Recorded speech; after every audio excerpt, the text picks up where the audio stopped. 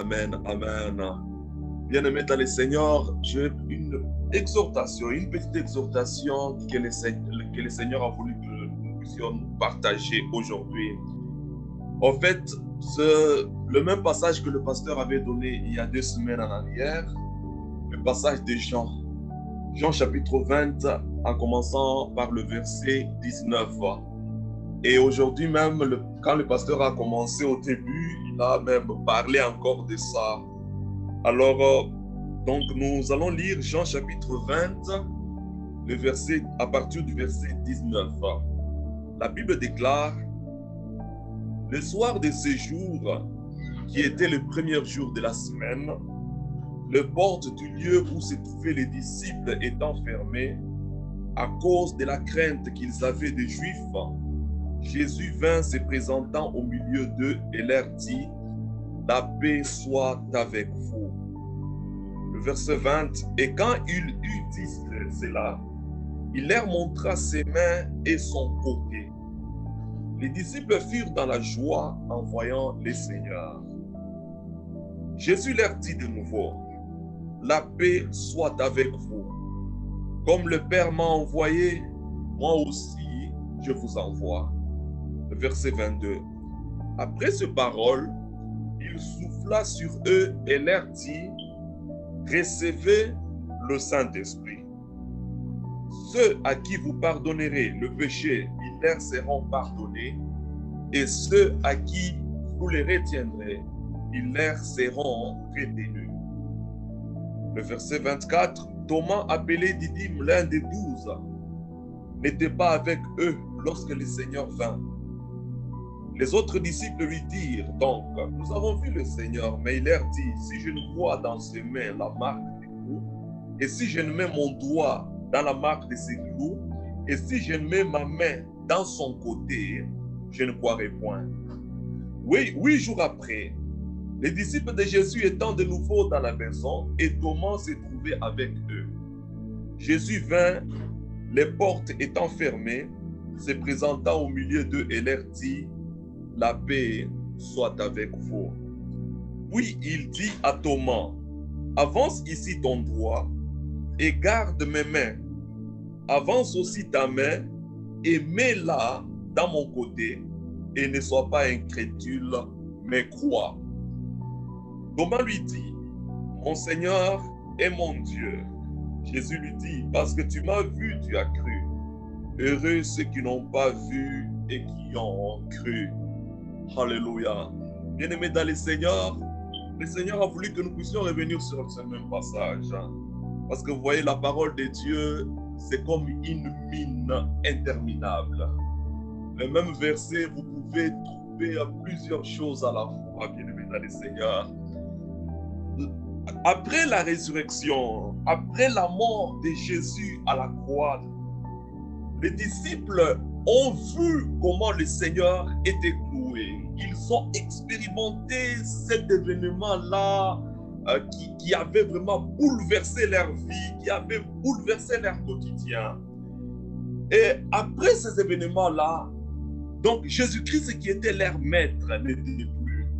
Ils se sont retrouvés désemparés, ils se sont retrouvés sans issue, ils se sont retrouvés sans avenir. Ils se posaient des questions. Des questions telles que qu'est-ce qui va arriver? Parce que vous voyez des disciples comme Pierre. Pierre, c'était un pêcheur professionnel, donc un pêcheur de poissons. Nous avons des disciples comme Matthieu. Matthieu, c'était quelqu'un qui travaillait à la douane. C'était un collecteur d'impôts. Alors, ces gens-là avaient tout abandonné pour suivre le Seigneur. Ils avaient abandonné leur boulot quotidien. Ils avaient abandonné leur gagne-pain, donc la chose qui faisait qu'ils puissent vivre, eux et leur famille. Donc, ils avaient tout laissé pour suivre le Seigneur. Maintenant, ils se retrouvent que le Seigneur n'est plus. Ils se retrouvent que le roi, celui qui multipliait les poissons, n'est plus. Celui qui multipliait le pain, celui qui faisait des miracles, celui qui faisait leur fierté, il n'était plus au milieu d'eux. Et la Bible déclare qu'ils se sont enfermés. Ils se sont enfermés par crainte des Juifs. Ils avaient peur. Ils avaient peur de leur avenir. Ils avaient peur. Ils ne savaient à quel sens se vouer, bien-aimés dans le Seigneur. Ils se sont enfermés. Personne n'osait lever la voix. Personne n'osait dire quelque chose parce que le Seigneur, c'est lui en qui ils avaient leur confiance, c'est lui en qui ils tiraient leur confiance et leur force n'était plus. Bien-aimés, ils se sont enfermés par peur.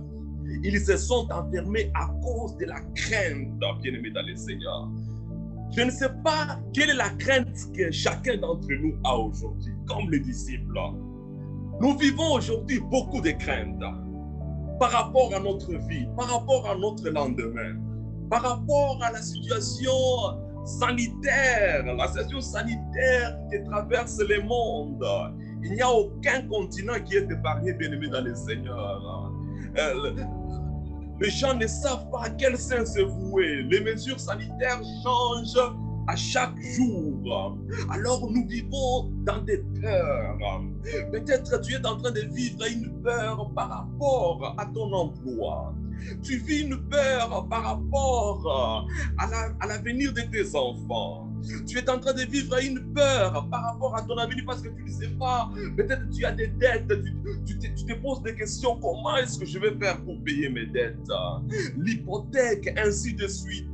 Chacun de nous a une peur dans son cœur.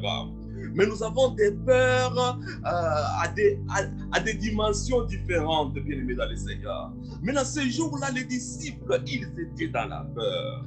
Ils étaient dans la peur et ils se sont enfermés. Ils se sont créés une sécurité. Ils se sont enfermés, c'est-à-dire que les disciples, dans cette maison-là où ils étaient, donc c'était verrouillé. Il y avait un cadenas, ils se sont dit, ok, par rapport à ce que nous vivons, faisons-nous une sécurité. Faisons-nous, créons-nous une zone de confort là où on va se sentir en sécurité. Bien-aimés dans le Seigneur, parfois on peut se créer une certaine sécurité, on peut se créer un semblant de sécurité. Mais la véritable sécurité vient de notre Dieu. C'est Dieu seul qui peut nous sécuriser comme il se doit.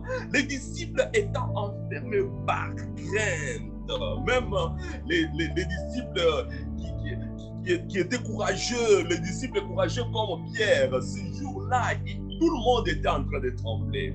Tout le monde était en train de trembler. Mais bien aimé dans le Seigneur, regardez le verset 19, le Bible déclare que mais Jésus se présenta au milieu d'eux. Alléluia. Jésus s'est présenté dans une maison qui était totalement verrouillée. Il se présente alors qu'il n'y avait pas d'issue pour entrer. Mais il entre pour intervenir parce que le Seigneur connaissait la peur, la crainte que les disciples vivaient. Il connaissait les questionnements que leur cœur vivait pendant cette période-là. Mais Jésus intervient. Jésus se présente. Bien-aimés dans le Seigneur, lorsque les enfants de Dieu traversent des moments d'incertitude comme les disciples, Jésus se présente toujours. Jésus se présente toujours. On peut ne pas le voir, mais il se présente toujours. On peut ne pas sentir des chatouillements et des picotements au corps, mais il se présente toujours. Alors Jésus se présente. Bien-aimés, ils n'ont pas même posé la question qui a ouvert la porte à Jésus. Ils ne se sont pas intéressés. Parce que si j'étais là, j'allais dire, mais Seigneur, comment est-ce que tu es entré? Nous nous sommes enfermés pour échapper aux Juifs. Nous nous sommes enfermés parce que nous voulons sécuriser nos vies, nous ne voulons pas mettre nos vies en danger. Comment tu es entré? Mais le Seigneur s'est présenté dans cette peur-là, dans cet enfermement-là, dans ces cachots-là. Alors Jésus se présente pour essayer de libérer la situation, pour essayer vraiment de libérer la situation dans laquelle il se trouve. Il se présente. Jésus se présente. Comme aujourd'hui, Jésus se présente au milieu de nous. Jésus se présente. Jésus se présente dans chacune de nos vies. Jésus se présente par rapport au questionnement que nous avons pour l'Église, par rapport au questionnement que nous avons pour chacune de nos vies. Le Seigneur se présente au milieu de nous et il leur dit, la paix soit avec vous. La paix soit avec vous. Je sais ce que vous demandez comme question. Je sais que vous êtes dans ces lieux parce que vous voulez échapper aux Juifs. Mais il se présente. Il dit que je vous donne la paix. La paix, c'est la chose dont vous avez besoin en ce moment. Vous n'avez pas besoin que je vous donne des armes ou bien des fusils ou bien des choses pour vous protéger, mais vous avez besoin de la paix. Bien-aimé, celui qui a la paix de Dieu, il est armé déjà. Celui qui a la paix est armé. Bien-aimé dans le Seigneur, vous pouvez être armé, mais lorsque votre cœur n'a pas de paix, vous n'êtes pas armé en réalité. Vous êtes déjà désarmé. Alléluia.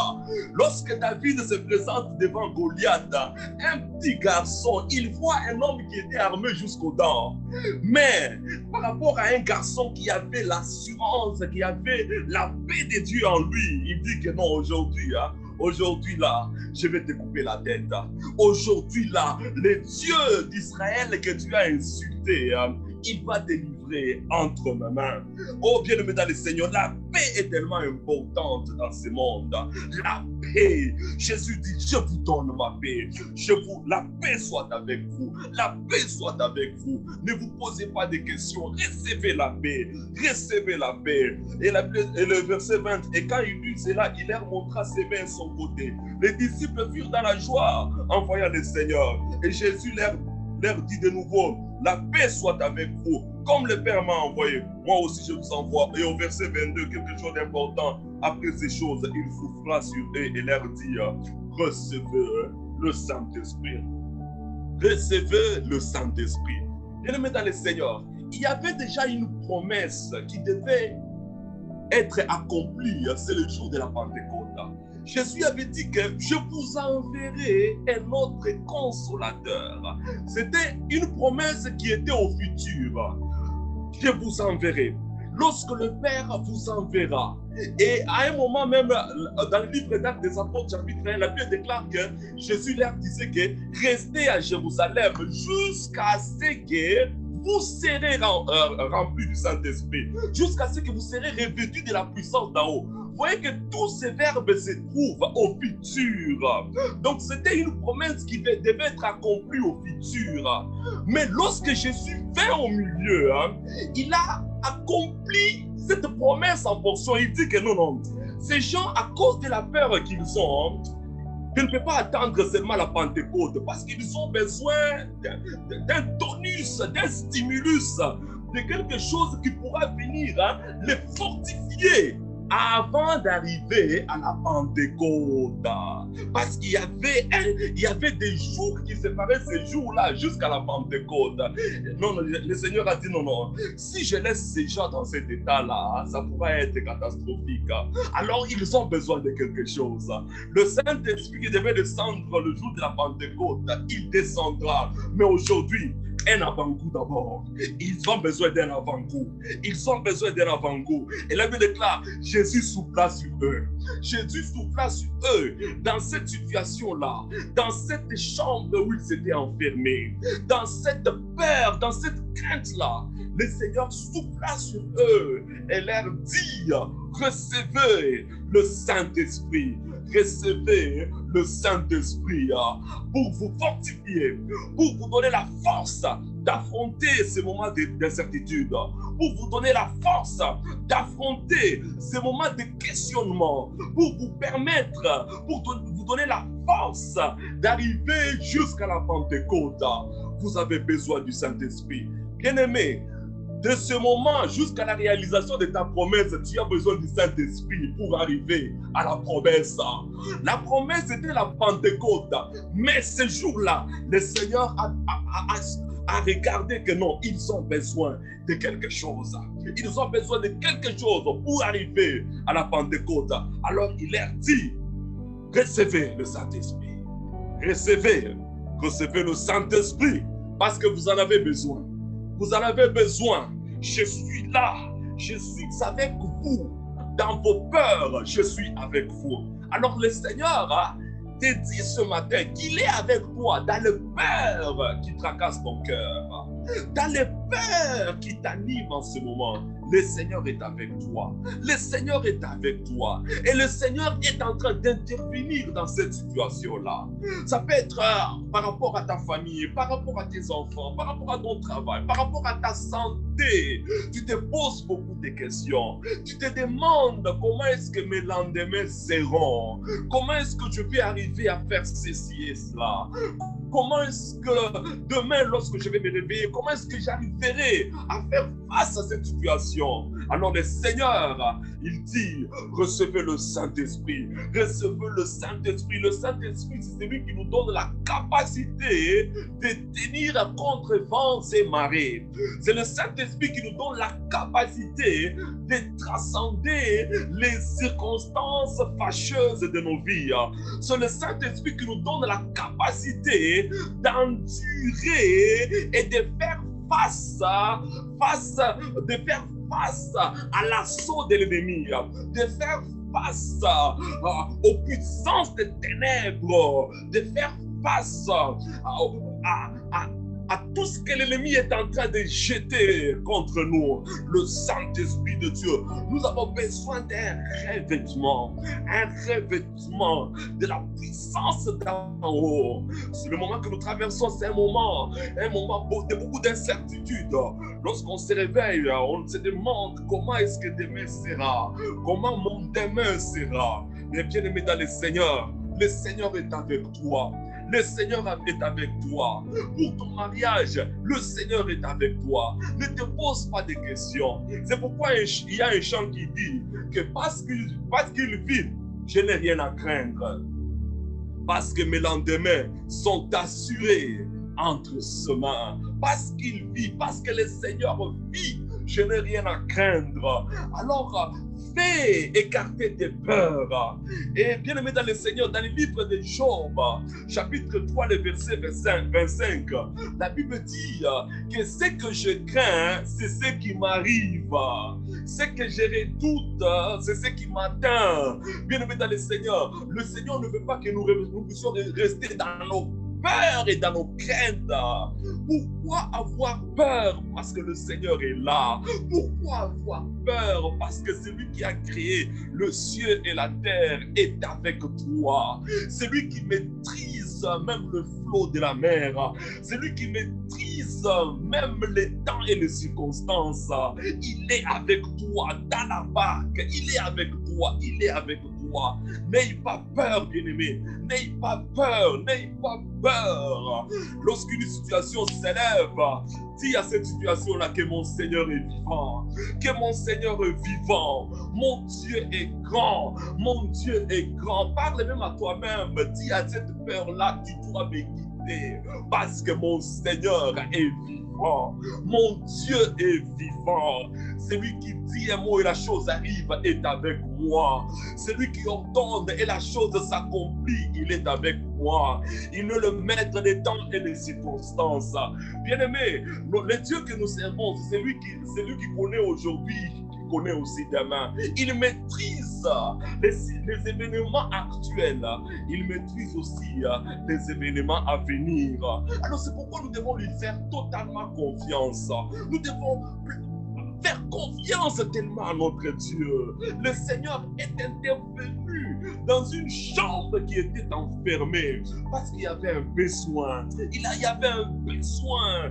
Oh, son peuple, pour qui il est venu, le peuple avec qui il a marché sur la terre était en train d'être confronté à des peurs, à des situations de crainte inexplicables. Alors le Seigneur ne pouvait pas les laisser comme ça. Dieu n'est pas indifférent par rapport à tes peurs.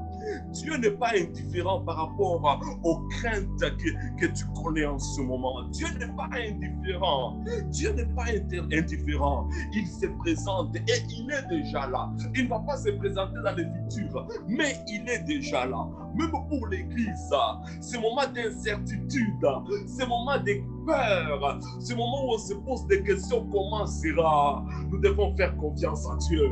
Il est avec nous. Il est avec nous. Et il va frayer de chemin même là où il n'y en a pas.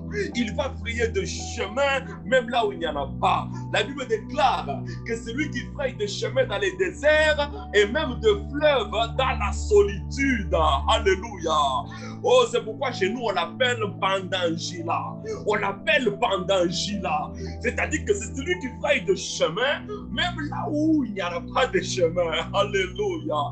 Il fraye de chemin là où il n'y en a pas. Le Dieu que nous servons. Alléluia. Il fraye de chemin. Alléluia. Il va frayer de chemin. Il a frayé de chemin pour Israël.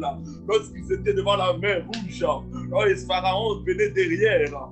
Les enfants d'Israël, ils ont commencé à hurler. Ils ont commencé à pleurer parce que pour eux, c'était la fin. Alors que pour Dieu, il voyait un chemin.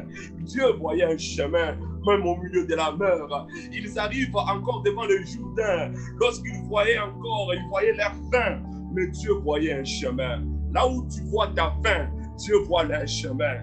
Là où tu vois ta fin, mais Dieu lui voit un chemin.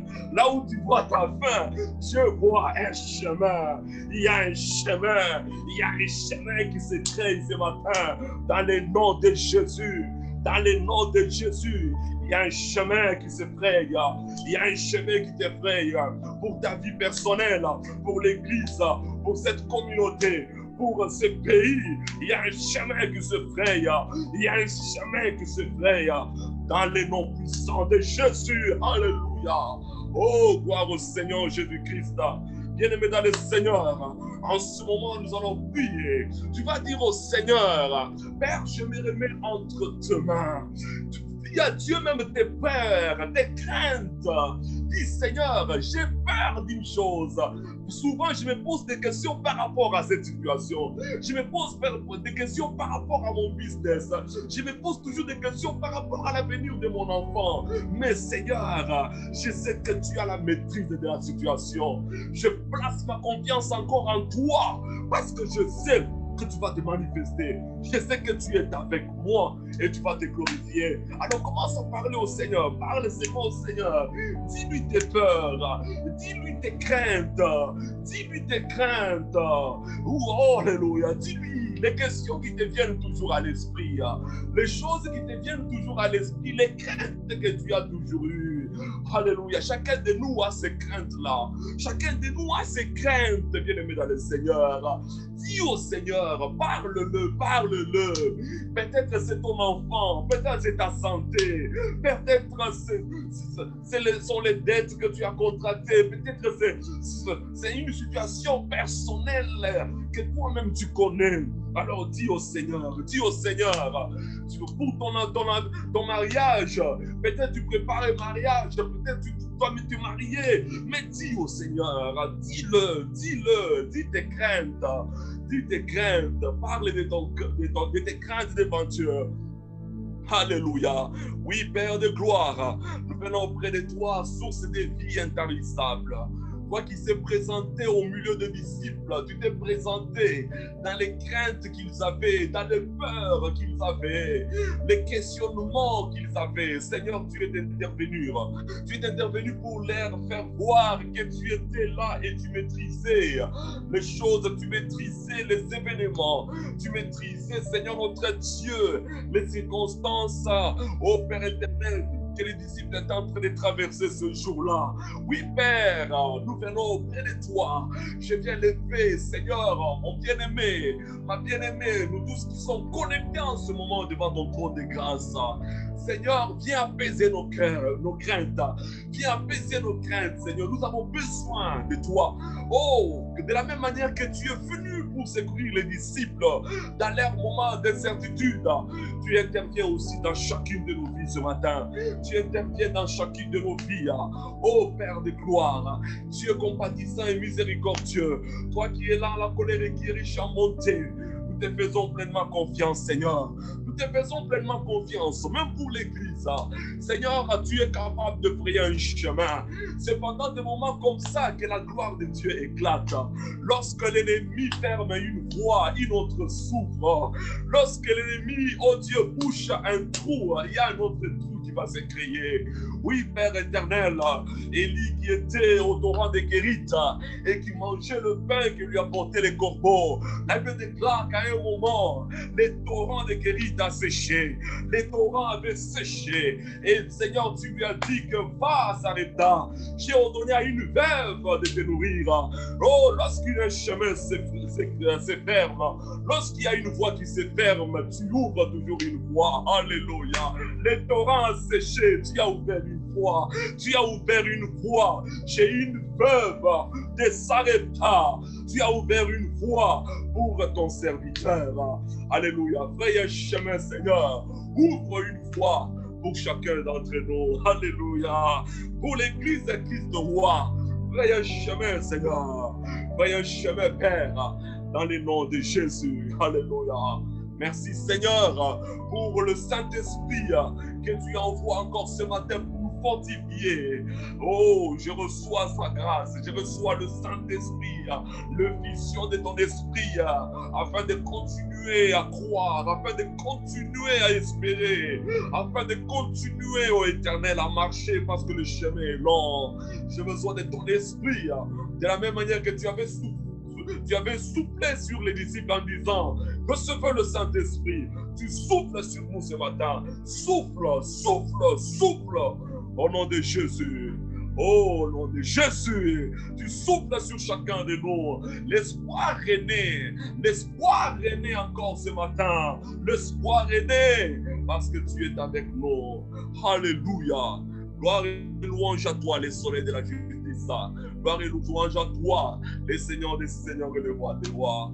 Alléluia. Oui, bien-aimés, là où nous sommes, nous allons juste acclamer le Seigneur. C'est lui qui fraye un chemin, c'est lui qui fraye un chemin, même là où il n'y en a pas. Alléluia. Merci, mon Dieu, vous bénisse.